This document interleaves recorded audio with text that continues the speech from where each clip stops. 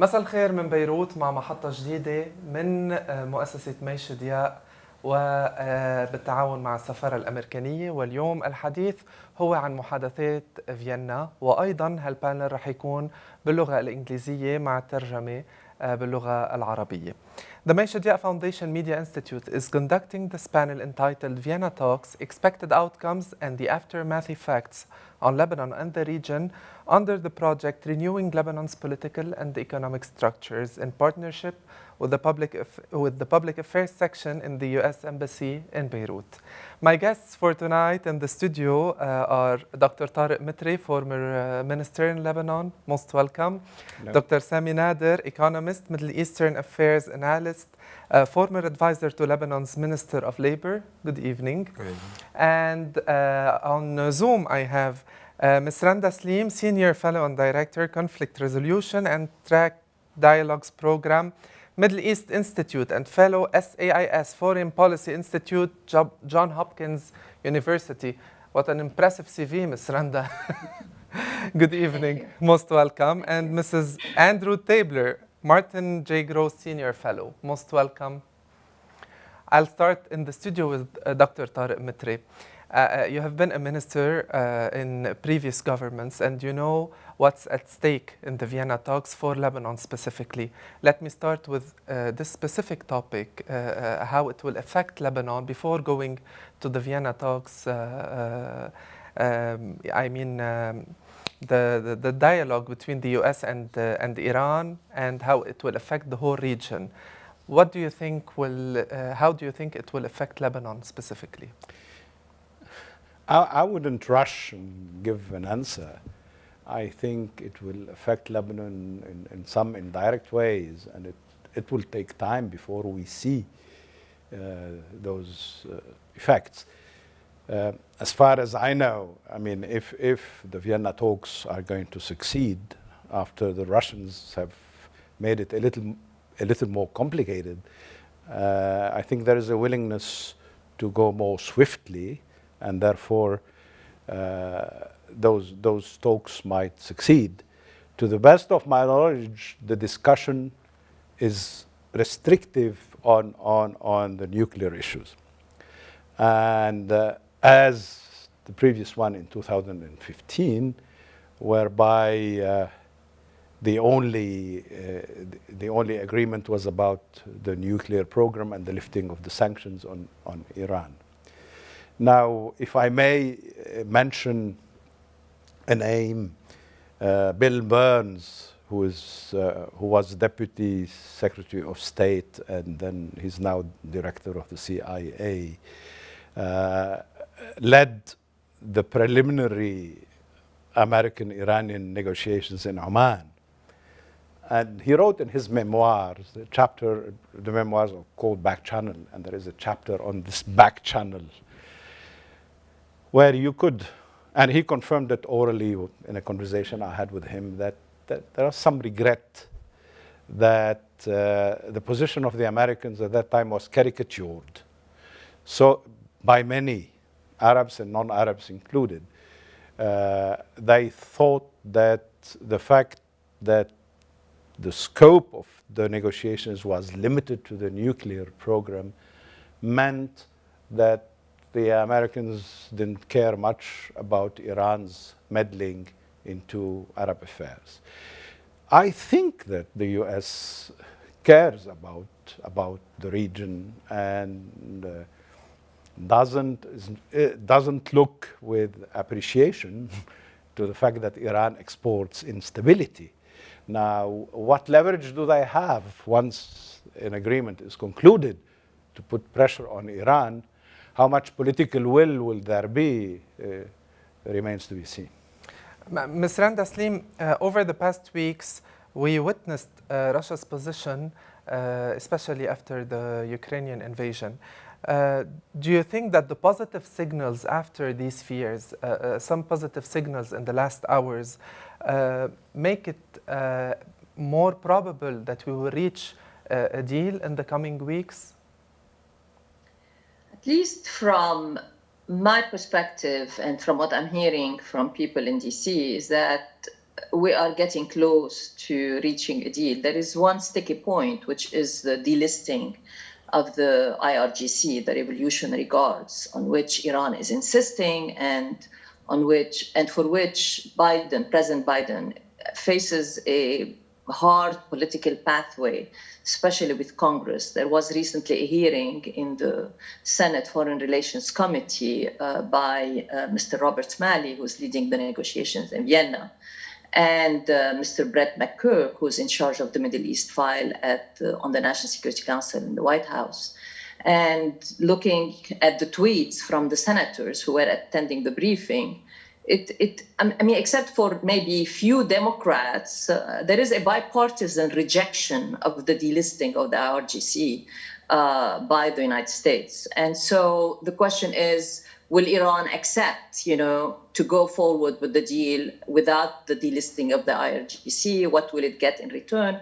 I don't know. But definitely the issue of Russia being an obstacle, recently we heard that, they put they wanted some waiver on the sanctions in order for them to deal with Iran. I think that has been now sidelined. It's no longer the case. I think it's the major sticky point is the delisting of the IRGC right now. Mr. Andrew Tabler, do you think that the release of the 2 British Iranian captives last week is a sign of goodwill from Iran, giving hints on a possible agreement? Absolutely. In these negotiations, hostages have been since the beginning of America's conflict with the Islamic Republic very important.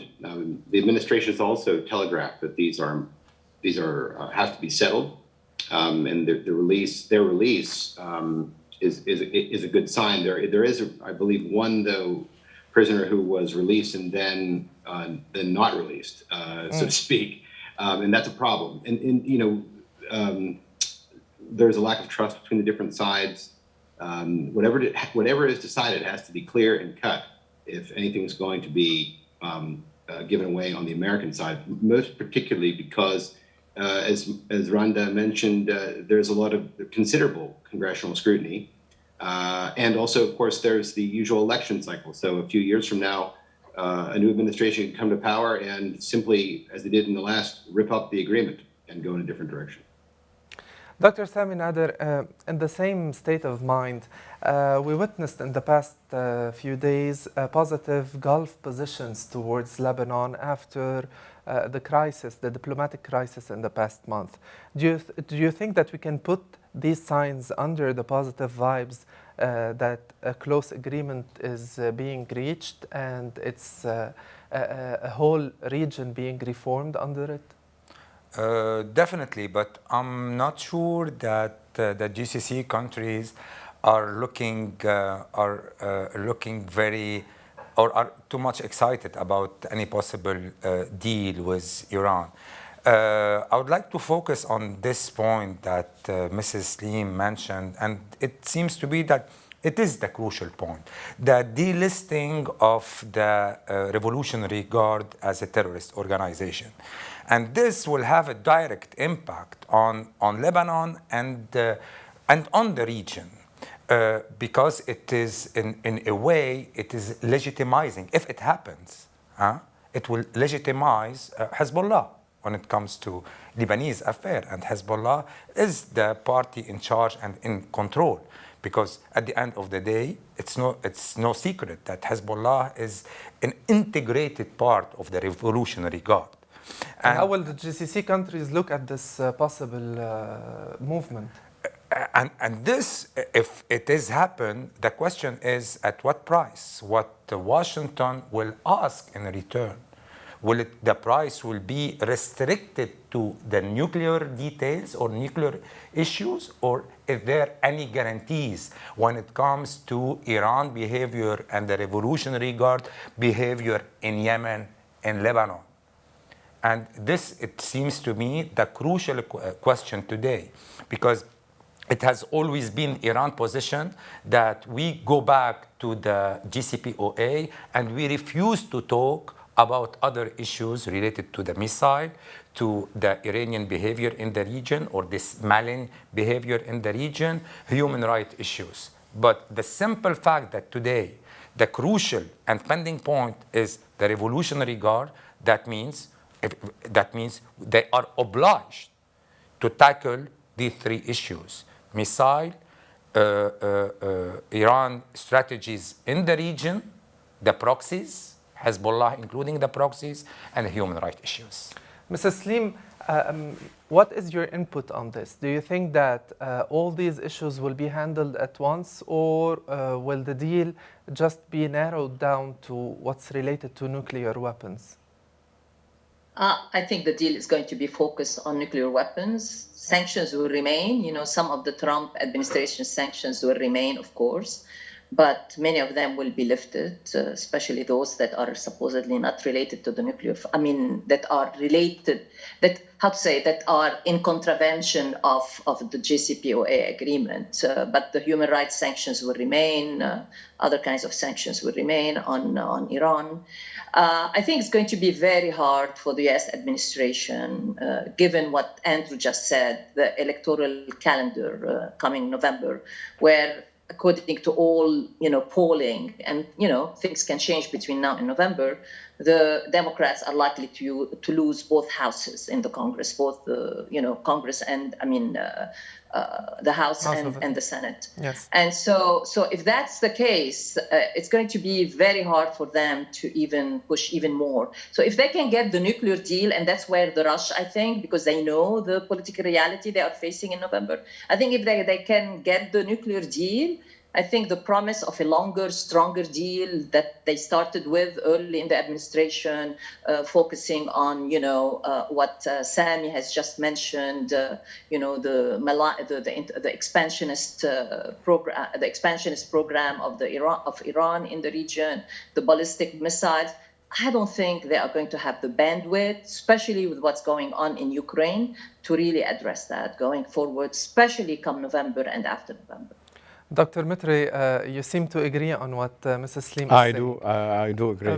Do you think that what's at stake for the United States is, for the Biden administration, are mainly the November elections? They don't have the luxury of time to take to discuss numerous issues regarding this deal? I'm no expert on American elections, but the position of the U.S. regarding the nuclear program, whether it was Obama's administration or Biden, is about the same with a few variations.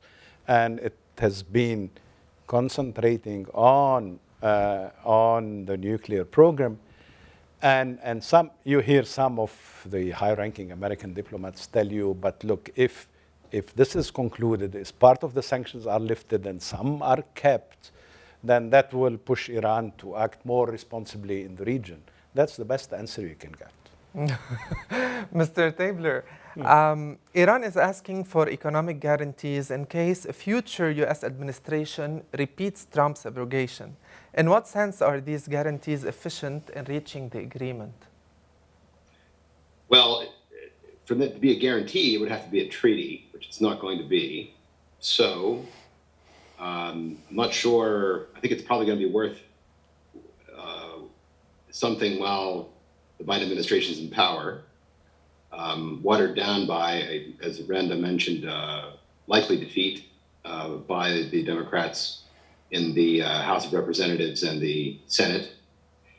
And then after that, if there is a return, depends on who is elected president. If it's a Republican, could you see it completely ripping up? You could. Now, on the other hand, my understanding from serving in the administration and that administration was I think President Trump wanted another kind of deal of the nuclear program. I don't think he wanted to go to war with Iran.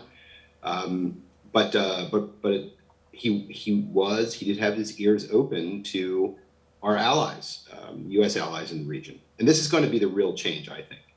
The fact is, if the JCPOA is signed and you have the sanctions relief, right, it's going to give money to the Islamic Republic to do what they do all over the region. I don't have to explain that to Lebanese or Syrians or anybody else, right? They kill people. Now, at the same time, what it's going to do with America pulling back, it's not going to challenge Iran in the region in order to incubate the deal. So it's driving the Israelis and particularly the Gulf Arabs together, but not only, also Egypt and Jordan, together into an alliance to confront that militarily, with the exception of Syria. In Syria, it is different. There is an effort to buy off the Assad regime, as we've seen with Assad's visit to the Emirates this last week, and also with the Jordanian effort to move gas and electricity across that country. There's an effort to bring Assad back to the Arab fold. And for the old timers on this line, I'm sure you've all heard this before and seen this. If you've seen the movie, you don't have to read the book. This is a very difficult effort, and there's an effort to buy off Assad, move him in a different direction, and by association, I think, bring him back to Lebanon. And that has very deep implications, no matter what kind of agreement comes out. Dr. Mitri, are we close to something like 2009 when Saudi Arabia and Syria were trying to play the tango game to bring Syria to the Arab League away from Iran? I don't think we're there, but I see a measure of ambivalence in those times of uncertainty. I mean, it's very difficult to make sense of, say, United Arab Emirates overture to Syria. It's difficult as well to understand the position of Saudi Arabia. In the meantime, you see with this ambivalence and ambiguity in times of uncertainty, some Americans think that we're already in, some Arabs think that we're already in the post-American era for the region, that America is withdrawing from the region. And the more you see this, the more you see a hardening of Iranian position, hardening in Yemen, increasingly in Iraq, in Lebanon as well. It has always been hard. And I don't see the agreement of the nuclear program changing this reality. Dr. Nader, do you think that the turn of events in Ukraine has played a negative role on changing the conditions of the Iranian deal? Definitely it changed the position of one major stakeholder, which is Russia, that would not be happy to see this deal signed despite all what is said, because it won't be happy to see Iranian oil flooding into the market, and this will weaken a very strong card they have.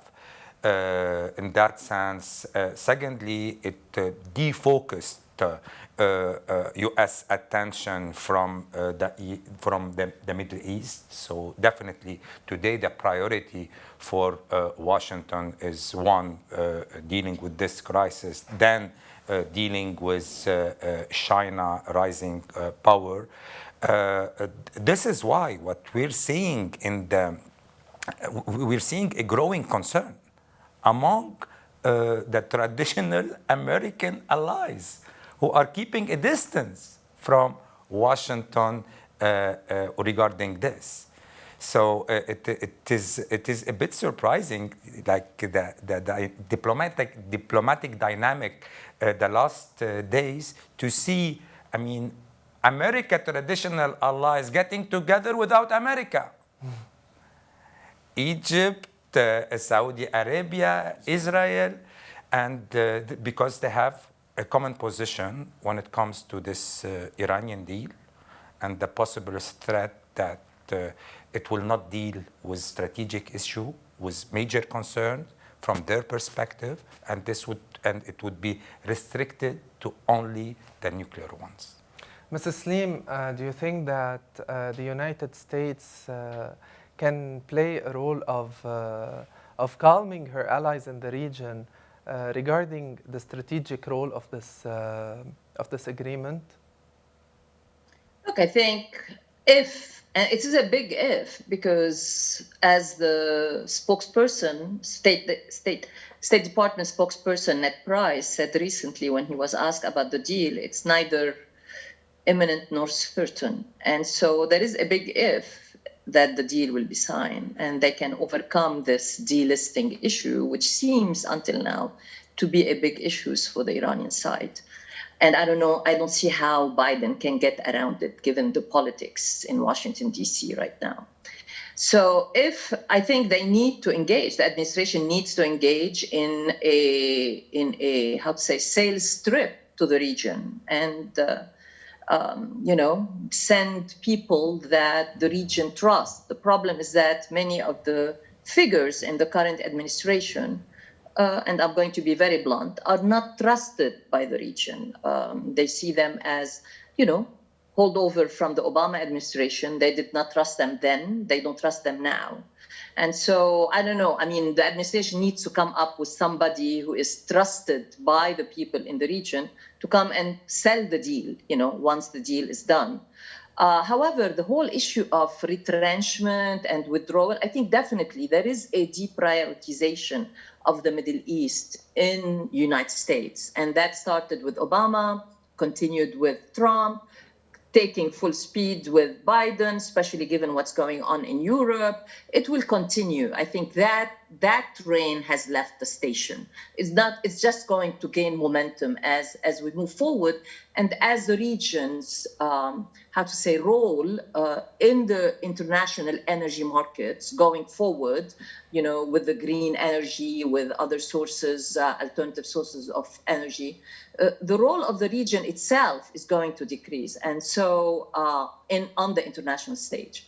And so I don't see the US, to be very honest, and this administration spending more time going forward, trying to reassure the region. And I think what we are seeing and what Sami referred to is the correct response by the actors, the stakeholders in the region, to a political reality that, in Washington.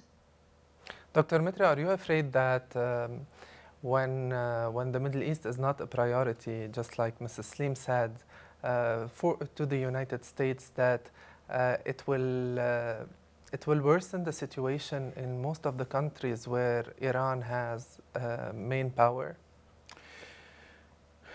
Well, I mean, this is the fact that the region isn't a priority for American foreign policy in the post-withdrawal from Afghanistan is notoriously accepted by political actors all over. Now, what would that mean for most of the Arab world? What would that mean for Iran's role in the region? As I said, the premises are hardening of position and ambivalence, confusion, you call it what you want, among Arab states in these times of uncertainty.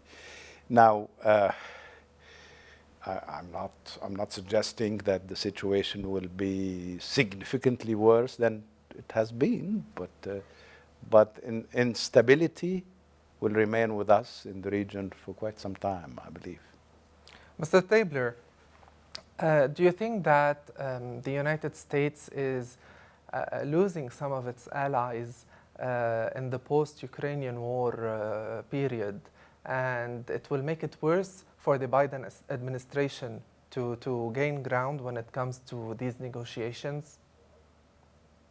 Definitely, America's stock value is declining. And it's interesting because the fundamentals of American power militarily are still there. It's just the way that it's deployed, and particularly, the Afghanistan withdrawal was, I think, detrimental to the projection of American power and its perception, but also just American decision making, and that's both internationally. I was abroad at the time when it happened, and I can tell you throughout Europe and the Middle East, there was a lot of shock and jaw-dropping at that, but also domestically. At that time, President Biden went from being a popular president almost overnight to being an unpopular one. And it's very interesting because there has been a deprioritization of the Middle East in American foreign policy, but overall in the Democratic Party, there's also been a deprioritization of foreign policy in general. But interestingly enough, foreign policy is the thing that's weighing the most upon the Democratic Party at this point. There's a lot of concern about President Biden's grip on power, and particularly the grip on a divided Democratic Party. And those divisions are being exacerbated by what we see in Afghanistan and also what we're seeing in Ukraine. And although I will say this, I think the Biden administration was quite good about declassifying information about Putin's moves going into Ukraine as a way to try and dissuade him from doing so. But now that he's actually gone in, it made it look like America was crying and then allowing Putin to go into that space without doing very much. We'll have to see how that all ends up, and how the Ukraine war winds down, or if it does, or how it's diplomatically settled. I think will determine a lot about Biden's foreign policy in the coming year or so. Dr. Nader, in 2004, the Middle East and Lebanon specifically were put back on the priority list of the United States in the Normandy meeting between Jacques Chirac and George Bush. What do you think will make the United States look back at the region in general and Lebanon specifically if the Iran deal is not achieved? If the Iran deal is not achieved, I'm not seeing a return, or even if it's achieved as it is today, I'm not seeing a return of this Pax Americana, because this was whether you want to call it the golden age or not, but it was the era where America was practically the sole superpower. Today, we're seeing the comeback of the regional power that are playing a major role. Russia, Turkey, Israel, the GCC countries. Even Syria. We've seen, but as main regional power. Today, I think the Middle East is not a priority anymore, and this is for structural reason. The priority is how to face China.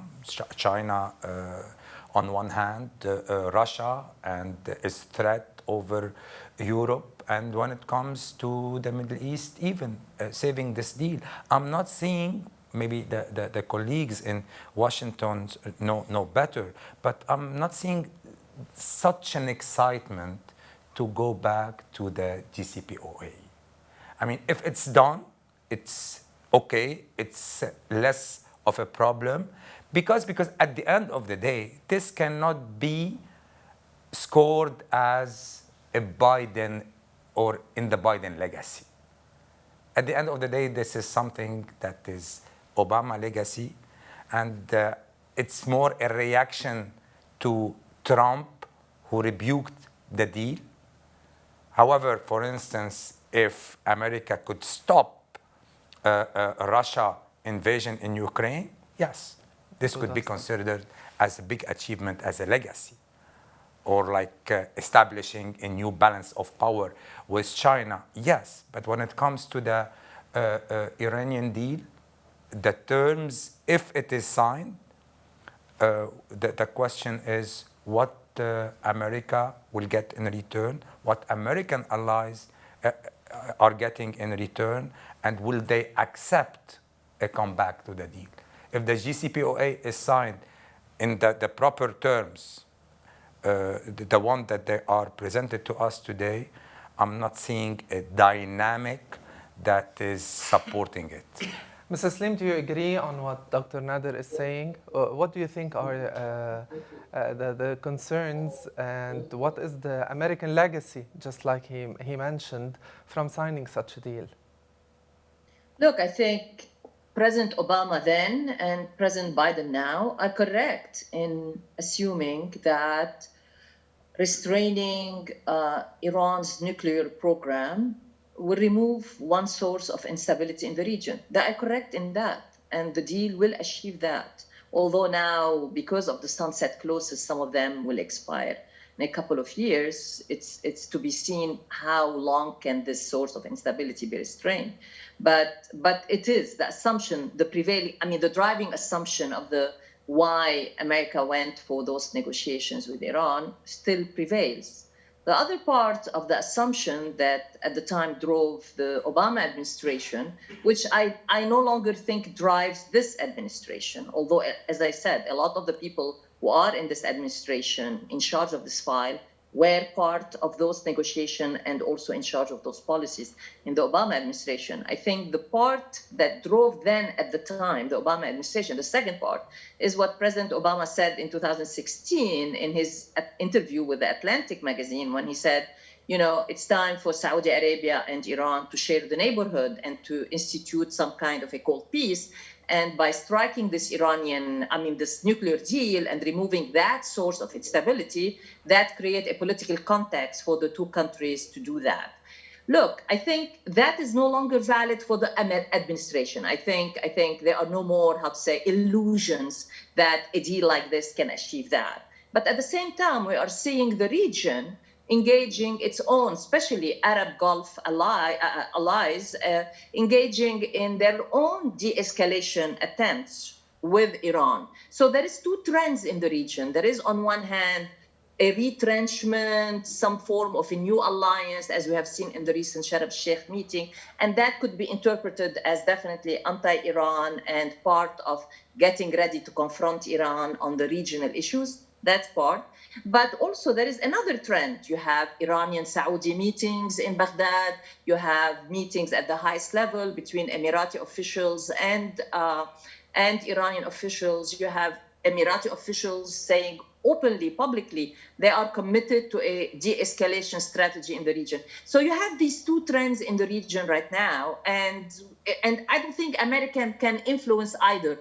I agree totally with Sami. The politics of the region are really now more and more driven by regional actors and their own respective calculi and their own decision-making processes. Dr. Mitre, you always seem so fond of what Mrs. Saleem is saying. You agree on most of the points she is saying. Which theory of the two she mentioned is closer to what you believe in or to what you see? No, the latter. I'll tell you why, because we used to live in a world where there was a binary worldview. I mean, you were with one camp against the other, and there were alliances that were built around the two greater pole, whether they were superpowers or later when we had the multipolar world around powers. Now this is gone. And I think those who had illusions about this saw the American withdrawal from Afghanistan as an end to this era. And now most alliances that are made, whether they are in our region or elsewhere, are pragmatic, are determined not by this binary worldview. You know, the world is now the war, the invasion of Ukraine might bring us back, in a sense, to a vision where you have a camp of freedom fighting a totalitarian regime or what have you, you name it the way you want. I'm not sure of that, but it may. And there was a time in Europe after the US has withdrawn from Afghanistan, and it broke the agreement with France, and Australia broke the agreement with France on arms. There was a time where most European political scientists were saying, no, this is another world in which we live. There are no camps anymore, and you have to build alliances that are issue-driven and circumstantial. And I think the problem with us in the Arab world is that we continue to see the world in a binary way. We take Lebanon. There are many people from all political persuasions that continue to see Lebanon as a battleground between Saudi Arabia and Iran. This doesn't make any sense anymore. Oof. Dr. Nader, do you think that that it's the case regarding Lebanon specifically, or do you think that there is still some kind of battleground, contrary to what Dr. Mitri said? Battleground between Saudi Arabia and Iran? Definitely there is a battleground not only on the Lebanese scene, but on the Iraqi scene, on the Syrian scene, on Yemen. And on Yemen, when it comes to Lebanon, there is a feeling, and the way we see it from Lebanon, there is a feeling of tiredness. I mean, from the GCC countries. Now it's a bit changing, but in one sense, they lost hope. They lost hope from all their traditional allies and the Lebanese actors who were counted as partners or allies to the Saudi Arabia, and the strategies that were rolled out in order to face Iranian influence. Those strategy, didn't achieve any result. And the way we are today, the Iranian allies, Hezbollah, practically control all the level of powers. I mean, they have the upper hand militarily, and even they control the legislative body and the executive body. And so this raised concern, and from a GCC perspective, and they lost hope when it comes to Lebanon.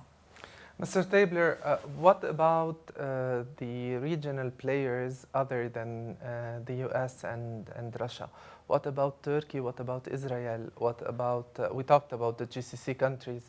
How do you think they will perceive such a deal, and how they will react, especially that Israel considers that any movement from Iran is a threat to her? All regional parties are looking at their cards and reshuffling them. The Israelis, the Gulf Arabs, the Turks also. Isaac Herzog was just in Ankara and in Antalya, I believe. There's a lot going on between Ankara and Israel at the moment. Everyone is bracing for this agreement, and they're working in various ways to create alliances to support each other, and also, and as Randa mentioned, I believe, and others, efforts to de-escalate, right? Because in many cases, the regional parties do not benefit from a military conflagration in the Gulf. It disrupts a lot of things. It's very expensive and so on. I think the real issue, though, is going to be concerning Iran's activities in the region and the IRGC in particular. This is disruptive to the status quo in the region, and into local parties, into Arabs in particular, but not only, also Israelis and Turks. And so that's really where I think the rubber is going to hit the road. You can have a lot of meetings, you can say a lot of nice things, you can have some photo opportunities, but unless something is agreed upon in these broken states that through which Iranian proxies project their power to the Mediterranean, unless there's some sort of arrangement that can be made, I think that's the battlefield in the future. It's just going to look different and have different dynamics. No more American invasions and regime change, I think, as we saw in the past, but rather something else, a much more complicated game, and maybe a game without frontiers. And that's where this gets really messy, right? Because if you don't respect someone else, how do you respect yourself? Dr. Mitri, some people are saying that the elections in Lebanon, regardless of the results, will be mainly affected by the talks between the US and Iran, because if there are some positive waves around this nuclear deal, it will help, it will make Hezbollah and his allies at ease for the elections. Regardless of the importance of these elections to the future of Lebanon, do you agree on this theory? To some extent, but you know, I've heard one of the Hezbollah representatives, maybe Sami was there in the meeting where we were together, and I heard him say the following: whether we win elections or lose, whether Vienna succeeds or not, nothing major is going to change in Lebanon, because the balance of power remains the same. It's in our favor. And then preemptively he said, I didn't mean military balance of power, but sociologically there is a balance of power in our favor. I think this is how they see Lebanon. And so winning or losing elections is for them, in my view, a detail. They may likely win elections, I don't know. I'm not an expert on elections. Perhaps success of Vienna might create an atmosphere more conducive to such electoral victory, maybe. But the crux of the matter is that they are strong enough within the internal balance of power. Demographically, sociologically, economically. That those issues they matter, but they don't matter much. Do you agree on this issue, Dr. Nader? Definitely. I would like to add to this, I mean, two major files that are of essence for Lebanon, of strategic importance for Lebanon, and that are, in my view, directly related or indirectly related to these talks in Vienna. One, the file of the maritime borders. Mm-hmm. I mean, it is my view that Iran allies are using this as a bargaining card, and Iran, through them, is using this as a bargaining card. I don't understand, and I don't accept how Lebanon couldn't find a solution to reach a deal with Israel and start using these resources that are of a strategic importance for this country in this particular moment. The second important file that is directly related to these talks, or indirectly if you want, is a possible deal with the IMF. Because there, Hezbollah, who's the major player in the ground, has to engage the American, who has this veto power at the IMF board. And the IMF deal is the only way out of the economic and financial crisis we're living. So the IMF case, the maritime border case, are two important, strategically important files for Lebanon that are unfortunately indirectly related to the relationship between Tehran and Washington. Mr. Saleem, I would like to hear your opinion on this matter as well, and the effects of a probable agreement on Lebanon and Hezbollah. Look, I no longer can speak from with an authoritative voice on Lebanon, because I don't live in Lebanon. I know Lebanon, I grew up in Lebanon, but I don't live in Lebanon. So, but at the same time, I'm going to venture and disagree with the previous opinions about Lebanon and basically say that, you know, I mean, whether it is on the IMF or on the maritime negotiations, it has more to do with intra-Lebanese politics involving Hezbollah among everybody else. So Hezbollah is not the veto holder right now on, in my opinion, on either. I think all of them now, I mean, and by mean all of them, using the sentence of the protester, كلٌ يعني كلٌ, all of them who are involved in the power structure in Lebanon are negotiating among themselves with the IMF about the IMF deal, because the IMF deal means reforms. The IMF deals means basically, you know, cutting into their share of the pie, and they need to come to an agreement among themselves about the new shares of the pie, and that's the basic conflict over the IMF. And then the second point on the maritime negotiations, I think, in my opinion, I think Hezbollah cares less about that. And again, it is about negotiations, internal negotiations, how the maritime negotiations will affect internal positioning of the parties, whether it is the FPM, whether it is, the Mikati crowd, whether it is Hezbollah included. So it has more to do with the calculi of internal actors and less to do with what happens externally. And that's the tragedy of Lebanon.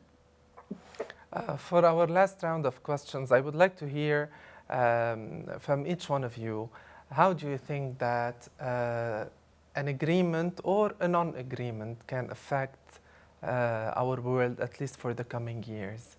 Dr. Mitri. Well, I mean, an agreement can ease some of the tensions. The question is, will Iran, once the sanctions, assuming that there is an agreement, will Iran, once sanctions are lifted, act more responsibly in the region? I'm of course skeptical. I'm unable to say it is probably the case. To mention a story, in 2015, I met in a conference a very respectable lady who was vice president of Iran under Khatami and was vice president of Iran under Rouhani. Her name is Masouma Ibtikar. She's not a politician. She's into environmental issues. And Masouma Ibtikar said that Iran has been a beleaguered country for years. I mean, since the Islamic Revolution. And therefore, its interference in regional politics is not because it likes to export instability. It is because its way of defending itself. It's offensive, defensive kind of policy in the region.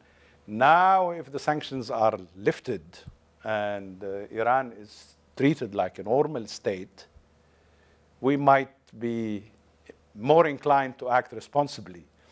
And then everybody in the room smiled, me included. And but this is what some people may say. This is what some American diplomats think. I mean, I started with a reference to Bill Burns.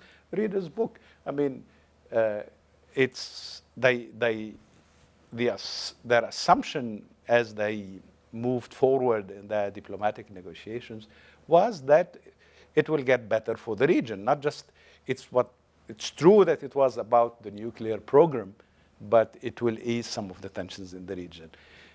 I'm skeptical. All of us are skeptical of this. Thank you. Dr. Nader. My modest view is this deal, signing the deal or no deal, it is not a game changer. It's an old dynamic.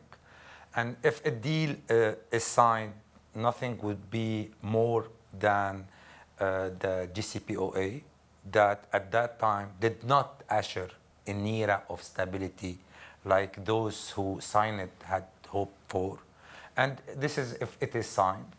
And if it's not signed, things will remain the same.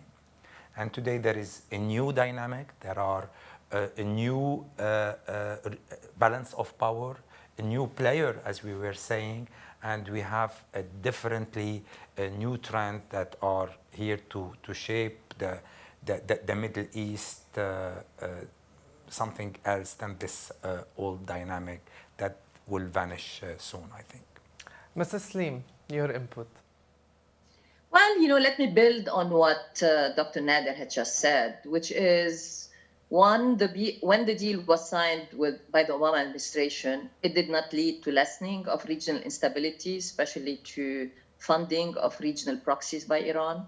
When the Trump administration applied maximum pressure and abrogated the deal, again, it did not lead to,